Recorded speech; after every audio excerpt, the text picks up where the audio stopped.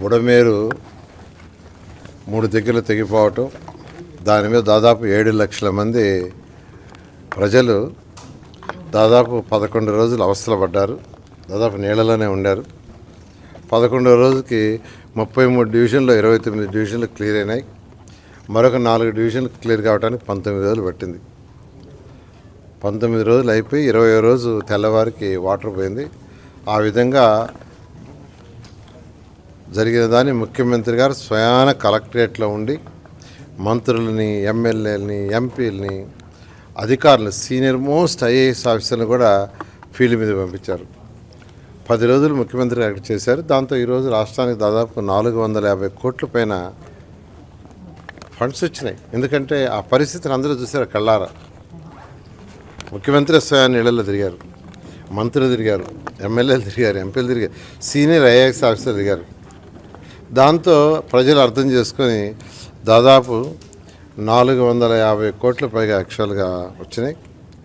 ఈ నేపథ్యంలో మన నెల్లూరు నుంచి కూడా చాలామంది అక్కడికి రైస్ ఇచ్చారు, వెజిటబుల్స్ ఇచ్చారు, దుప్పట్లు ఇచ్చారు, కొంతమంది వచ్చి డొనేషన్స్ ఇచ్చారు. ఈ విధంగా అనేక మంది యాక్చువల్గా చేయడం జరిగింది.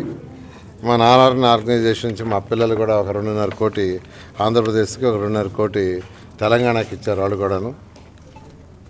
ఈ విధంగా యాక్చువల్గా రాఘవయ్య గారు, నెల్లూరులో రాఘవయ్య గారు, ఆయన కూడా 1 లక్ష రూపాయలు ఇచ్చారు. ఆయనకు కూడా ముఖ్యమంత్రి గారి దగ్గర నుంచి లెటర్ వచ్చింది. ఈ విధంగా మీరు ఇచ్చిన 1 లక్షకి థ్యాంక్స్ అని చెప్తూ ఈ విధంగా ఎంతోమంది యాక్చువల్గా చేశారు. వాళ్ళందరినీ కూడా నేను అభినందిస్తున్నాను. ప్రత్యేకంగా నెల్లూరు నుంచి ఎవరైతే ఆ వరద బాధితులకు సహాయం చేశారో వాళ్ళందరూ, ఎందుకంటే అదంతా మున్సిపల్ ఏరియాలో, నా యొక్క మంత్రి శాఖలోనే ఉన్న ఏరియా అదంతాను.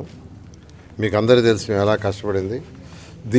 దీనికి సహాయం చేసిన ప్రతి ఒక్కరిని నేను మనస్ఫూర్తిగా అభినందిస్తున్నాను.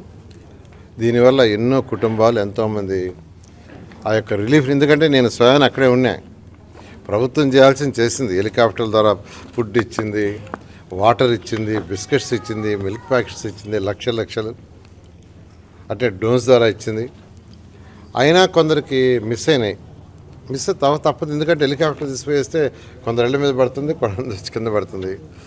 దీంట్లో కొందరు యాక్చువల్గా వచ్చి అక్కడ డైరెక్ట్గా ఇచ్చారు. వాళ్ళందరినీ కూడా నేను ప్రత్యేకంగా అభినందిస్తున్నాను.